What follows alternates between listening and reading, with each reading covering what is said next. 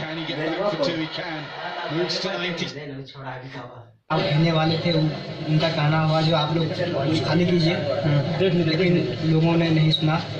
यहाँ तक कि औरतें और लड़कियों भी चढ़ना शुरू हो गए, जिस कारण नाव जो है एक साइड से पानी भरना शुरू हो गया और भरते भरते मोहम्मद कोने और उसका दोस्त दिलशाद भी उस नाव पर सवार थे जो डूब गई थी।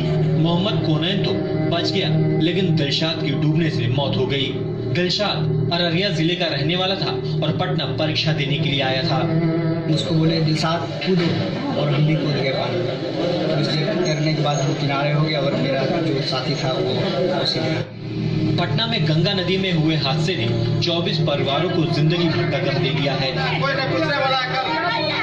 जिससे मुआवजे के मरहम से भी